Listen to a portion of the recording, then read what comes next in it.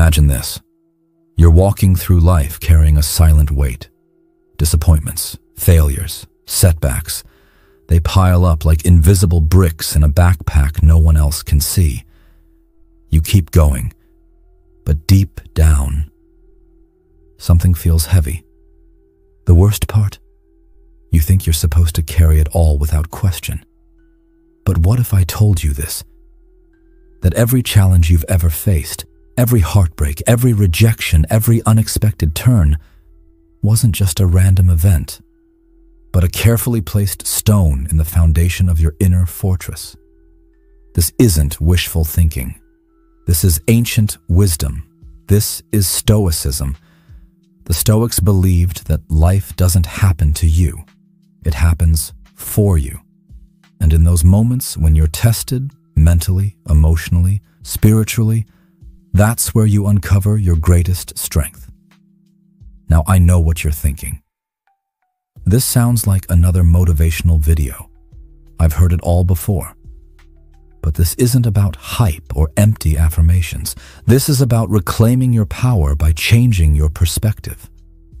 Marcus Aurelius, emperor of Rome and philosopher king, once wrote, "The impediment to action advances action. What stands in the way becomes the way." Pause for a moment. Let that sink in.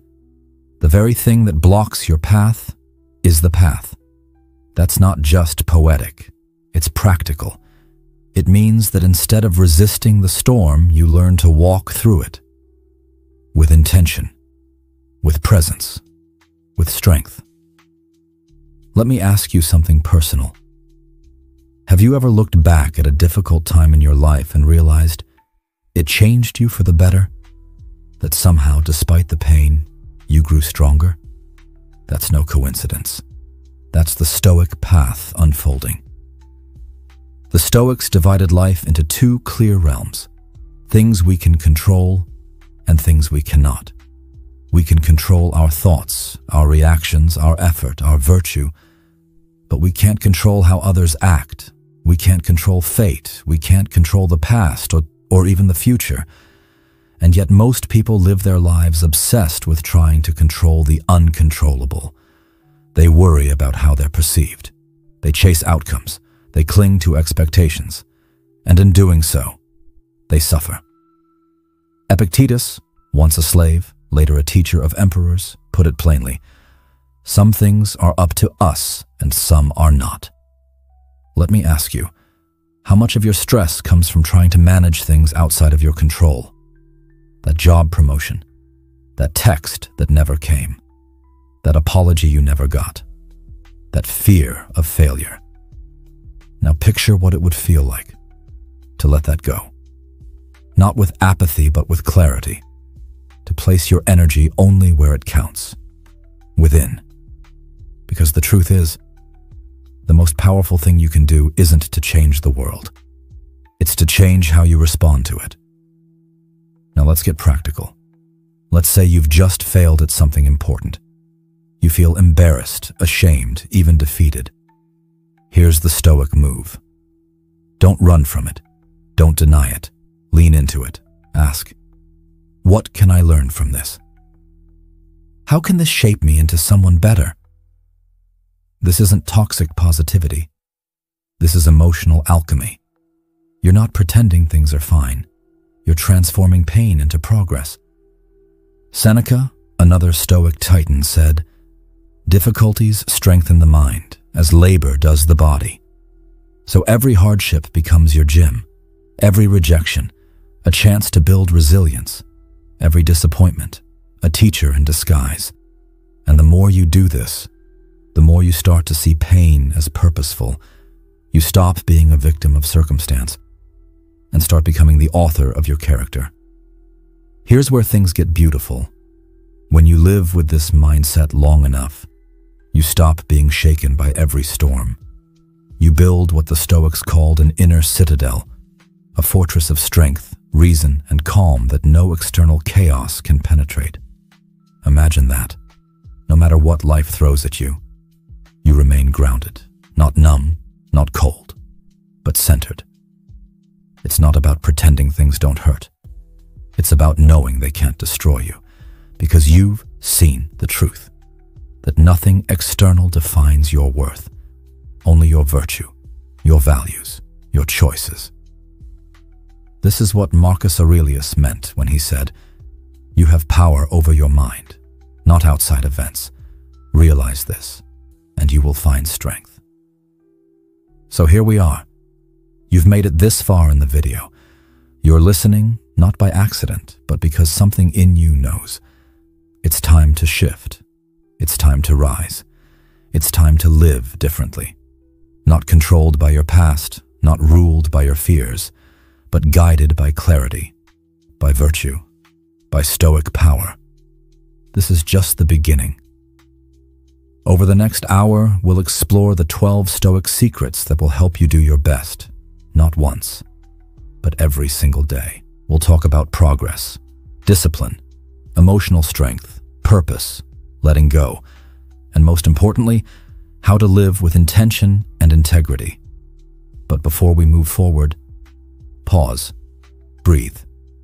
Let today mark the moment where your mindset shifts, where the storm becomes your training ground, where the obstacle becomes your path.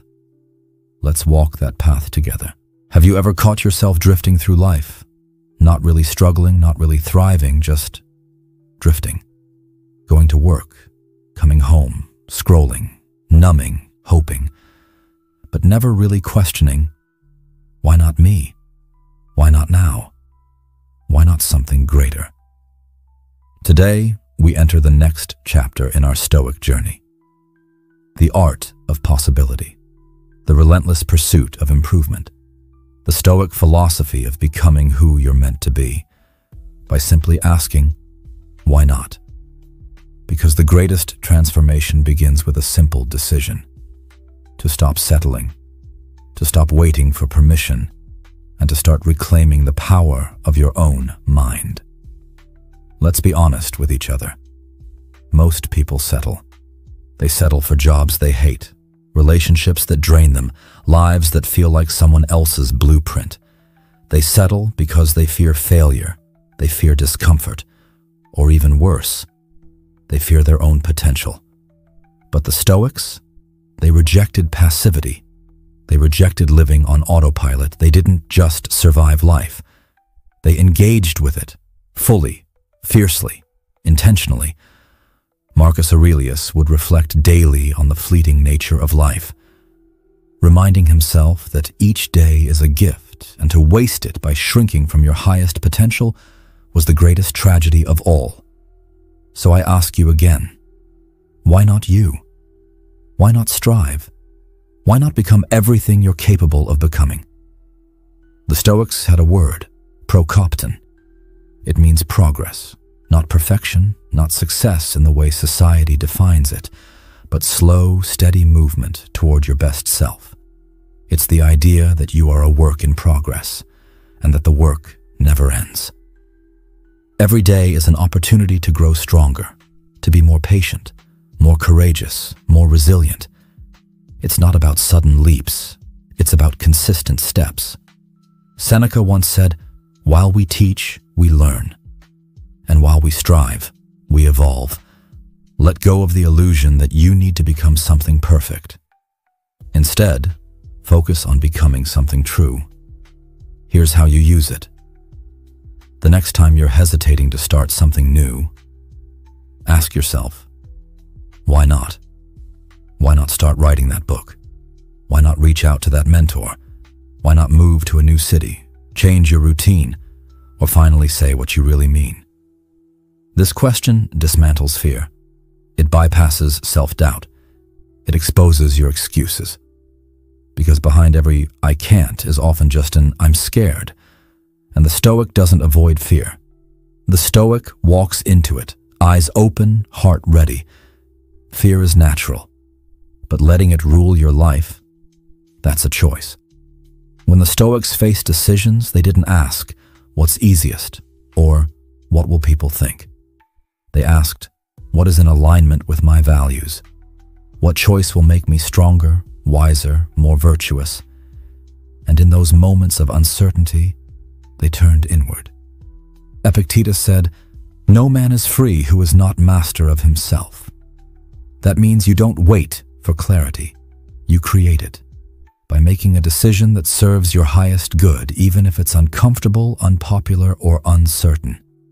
So if you're facing a fork in the road, don't just choose the familiar one. Choose the path that demands your growth. Choose the one that feels hard, but right. Let's talk about your real opponent. It's not your job, not your boss, not even your circumstances. It's the voice in your head that whispers, "You're not ready. You're not good enough. What if you fail?" That voice is a liar, and the Stoics knew it. They battled that voice not with arrogance, but with awareness. They listened to their inner critic and then calmly, powerfully refused to let it dictate their actions. Because here's the truth. Courage is not the absence of fear. It's acting in spite of it. It's walking forward while your legs tremble. It's trying again after failure. It's showing up every damn day despite the resistance. Now listen closely. This journey you're on, it's not going to be linear. You'll fall. You'll falter. You'll have days where you feel like you're going backwards. That's okay. That's part of Procopton. You are not here to be flawless. You are here to be honest, to be intentional, to keep growing one step at a time. Celebrate progress. Celebrate the fact that you said yes to the challenge, that you asked why not, when it would have been easier to say not now. Because over time, those little acts of courage, they compound. They become your character. They become your destiny. So what's the takeaway from today's journey? That you are the architect of your future. That the only thing standing between you and the life you crave is the story you tell yourself. Change that story. Rewrite the script. Start asking better questions. Start taking bold, clear, value-aligned actions. Because if you don't ask, why not? Someone else will. And they'll build the life you were too scared to pursue. You are not here to live small. You are not here to conform, comply, or coast. You are here to expand, to lead, to grow, and to become the person your past self would be proud of. So next time fear whispers, "Who are you to dream this big?" You whisper back, "Who am I not to?" Let's keep walking this path. Together. Forward. Always. What would happen if you stopped holding back? If you poured your entire being into something, your work, your vision, your growth, without second-guessing, without hedging, without waiting for the right moment? That's what this part of our journey is about. Giving it all you've got. Not in bursts of frantic effort. Not in unsustainable sprints of energy.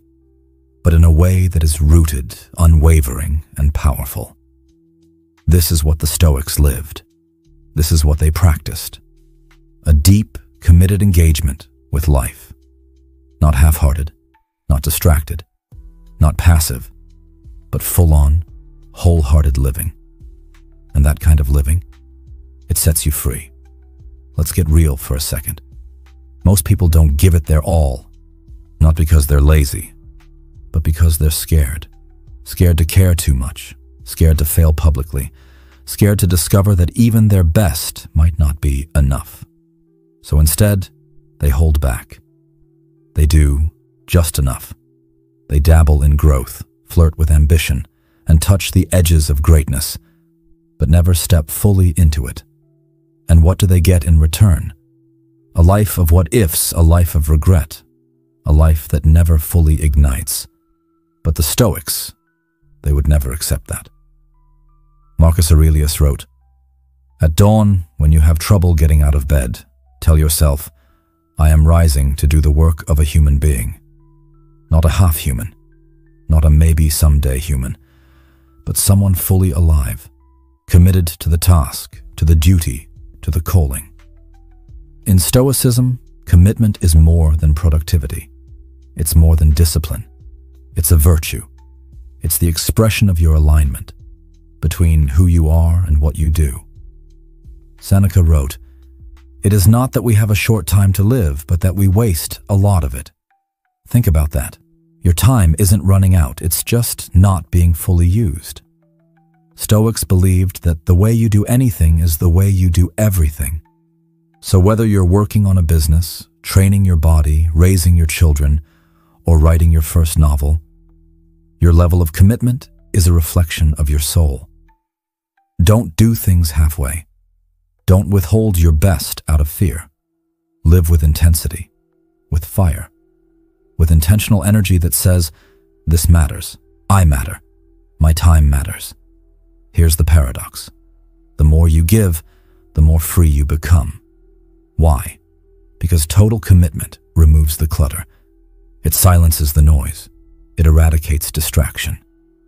When you're fully locked in, when you're giving 100%, your mind stops wandering. Your heart stops second-guessing. Your energy isn't scattered in 10 directions. You are present, focused, liberated. Total engagement puts you in the moment. And being present is one of the rarest forms of freedom in the modern world. Most people are trapped in indecision, caught in loops of maybe someday I'll try. But not you. Not anymore. Because you've decided to go all in. Look, motivation is fleeting. Inspiration comes and goes. The Stoic doesn't wait to feel like showing up. They show up because it's right, because it's aligned with their values, because every action is an act of character building. So the next time you feel tired, discouraged, or apathetic, remember this. It still counts. In fact, it counts more. Why? Because showing up when it's hard is when your inner strength is forged. That's when virtue becomes more than a word. It becomes real. You want to build something lasting? You want to become unshakable? Then show up fully, especially when it's inconvenient, especially when it's uncomfortable, especially when no one's watching. That's where greatness is born. Here's a practice. Every morning, ask yourself, what would it look like to give it all today? Not in a way that burns you out, but in a way that honors your gifts, your focus, your sacred energy. What does it look like to be fully present in your work, to listen deeply in your conversations, to attack your goals with sharp clarity? That's what it means to live stoically, to leave nothing on the table, to bring your full presence to whatever you touch. Seneca once wrote, "Associate with people who are likely to improve you." But I'd add, be someone who improves you, someone who challenges you, pushes you, and refuses to accept mediocrity from yourself. Giving it all you've got is a mindset, a decision, a way of life. But it doesn't happen by accident. You need to train for it, just like a warrior trains for battle. Set a standard for yourself, then raise it again. And when your mind says, "This is good enough," you whisper back, "Not yet." Not out of perfectionism, but out of reverence for your own potential, out of devotion to your purpose, out of respect for the one life you get to live. So here's your challenge. For the next 24 hours, give it all. In your focus, your energy, your integrity. Show up like your life depends on it because, in a way, it does. The quality of your effort determines the quality of your life. And there's no shortcut, no cheat code, no hack more powerful than full-hearted, value-driven effort. This is where meaning is born. This is where confidence is built. This is where inner peace lives. So give it all you've got, and then give a little more. Not for applause, not for outcomes, but because you can. Because the Stoic path demands it.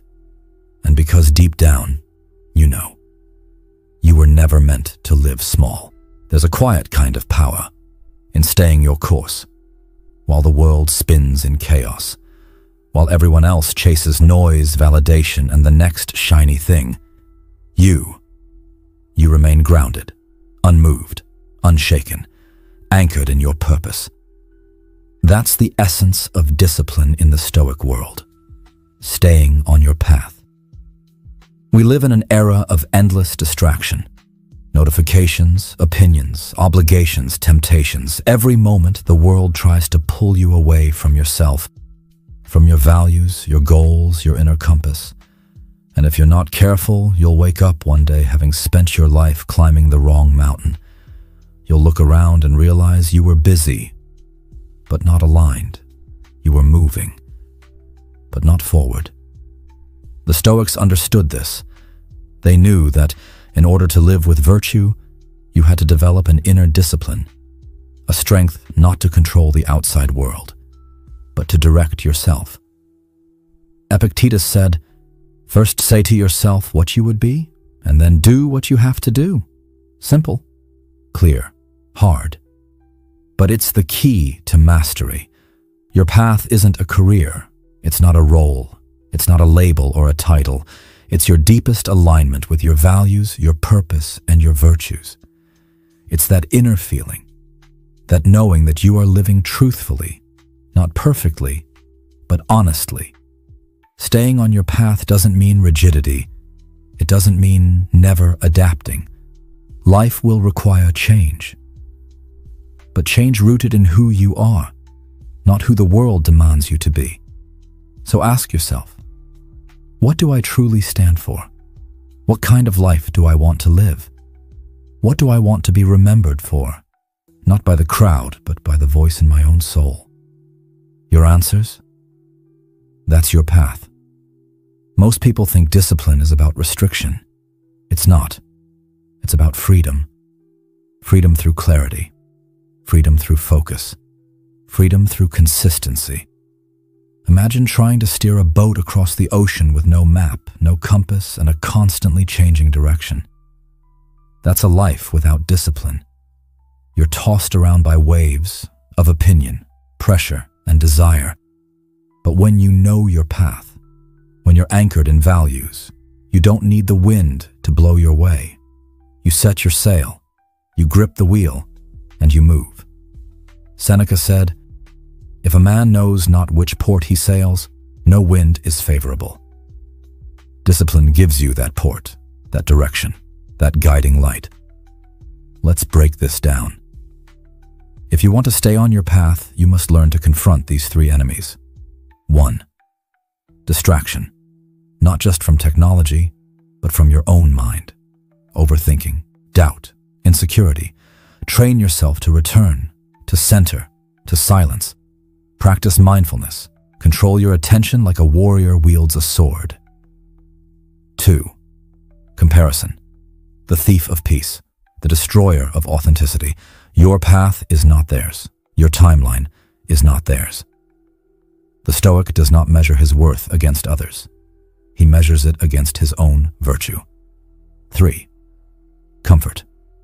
Comfort can be a trap, a beautiful, warm trap, because growth requires discomfort. Progress requires effort. Excellence demands sacrifice. Staying on your path means choosing growth, even when it's hard, especially when it's hard. So how do you stay on your path in a world that's built to distract you? It's not about one grand gesture. It's about small, consistent acts of alignment. Here are 3 powerful Stoic rituals. 1. Morning clarity practice.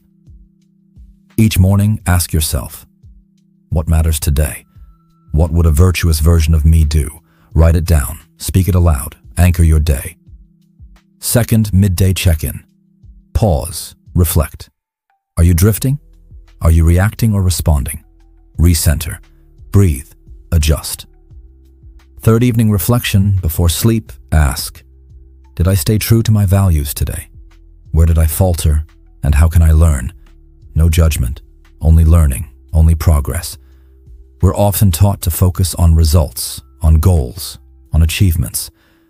But the Stoics weren't obsessed with winning. They were obsessed with living rightly. That's the shift. You don't stay on your path for applause. You stay on it because it's yours. Because every step taken in alignment builds strength, integrity, character. You become the kind of person who is not easily shaken, not easily pulled, not easily lost. There's something romantic about intensity, big moves, dramatic decisions. But the Stoic knows real change, real growth. It happens in the daily grind, in the small decisions, in the choice to not skip your workout, to not break your word, to not numb your emotions with comfort. Consistency beats intensity every time, because intensity fades, but discipline compounds. So what now? You've got dreams, you've got goals, you've got values. But will you stay on your path when no one's watching? When it gets hard? When it's no longer exciting but simply necessary? The Stoic in you already knows the answer. You will, not because it's easy, but because it's right. So walk your path, with courage, with calm, with clarity.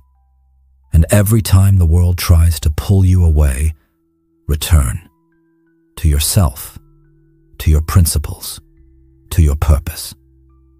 Because in staying on your path, you don't just move forward, you become unstoppable. Let me ask you something. What if the very thing keeping you stuck is not the challenge in front of you, but your attachment to how it should turn out? What if the freedom you're looking for isn't about getting the perfect result, but about letting go of the illusion that you can or even should control everything? This is one of the deepest lessons in Stoic philosophy. Let go of outcomes. We suffer, not because we act, but because we expect.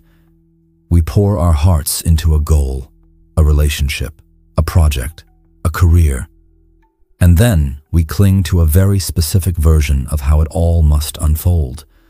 We script the ending in our heads, and when reality doesn't follow that script, we fall apart. But the Stoics, they saw life differently. They taught us that our power doesn't lie in results, it lies in our response.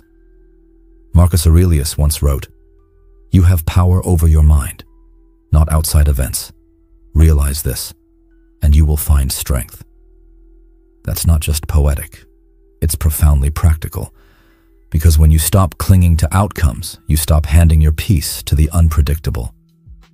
Here's the truth. There are two zones in your life. One, what you can control. Your choices, your effort, your mindset, your values. Two, what you cannot control. The outcome. People's reactions, timing, external events.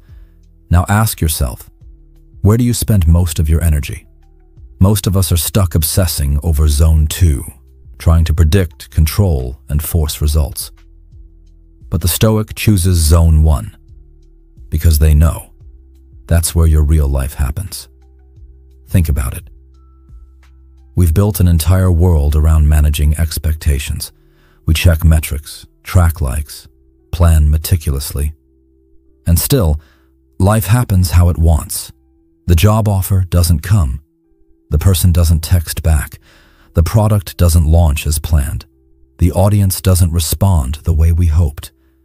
And when we've wrapped our identity around the result, we feel broken. But this isn't failure.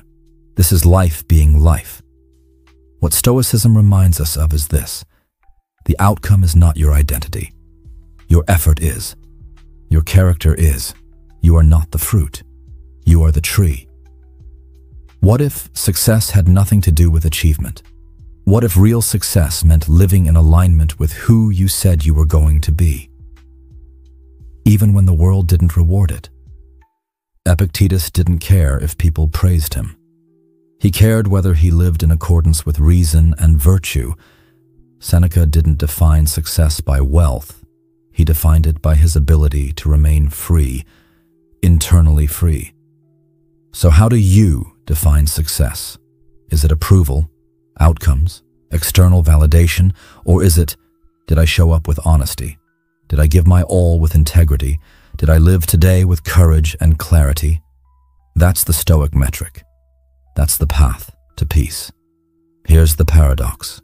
The more you cling to outcomes, the less power you actually have.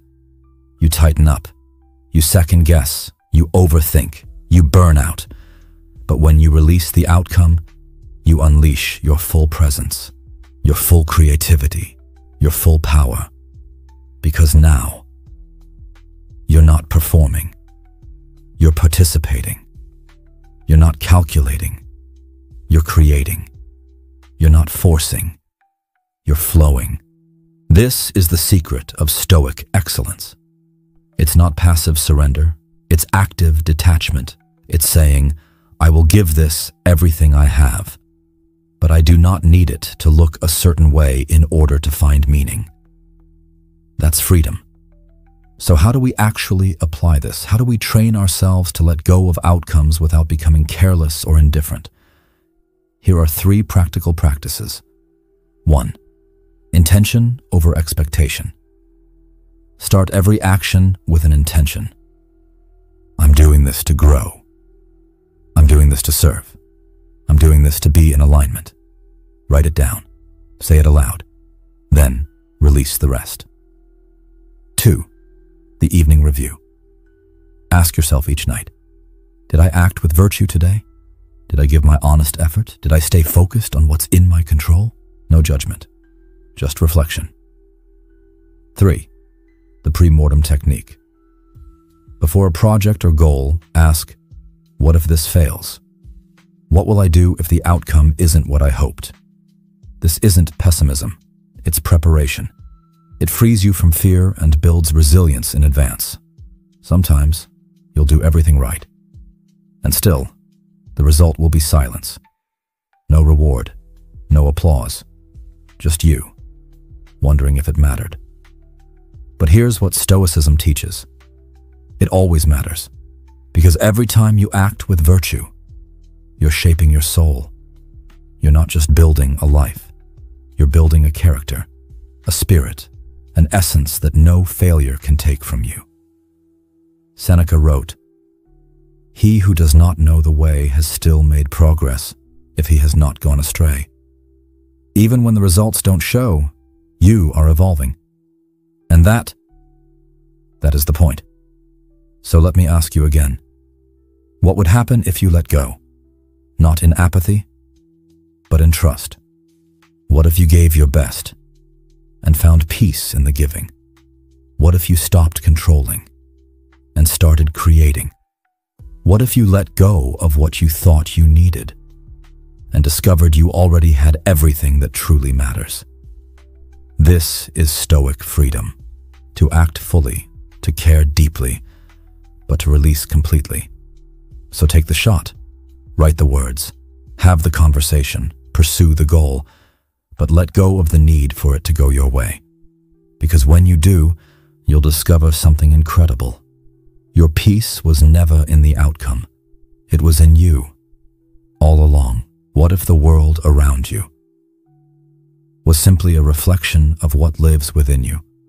What if every relationship you build, every opportunity you attract, every moment of joy or chaos was not just random, but a mirror of who you are becoming? This isn't mysticism. It's not just philosophy. It's the Stoic truth. You attract not what you want, but what you are.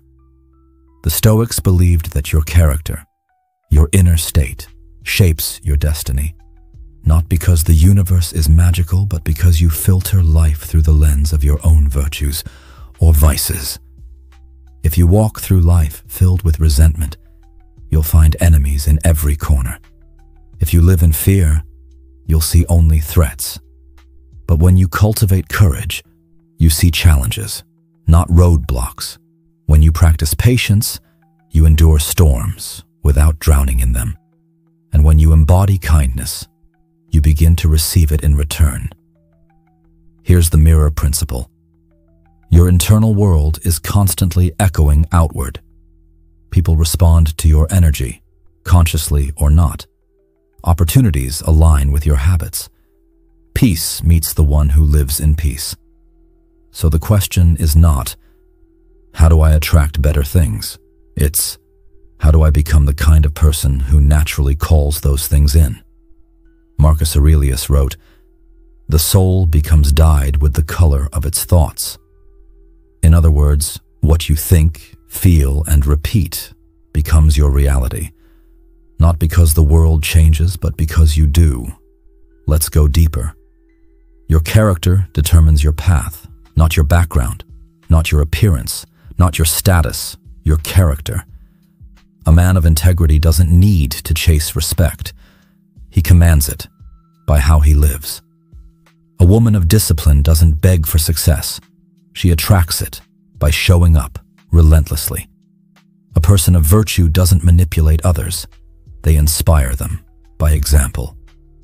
Seneca said, "We are more often frightened than hurt, and we suffer more in imagination than in reality."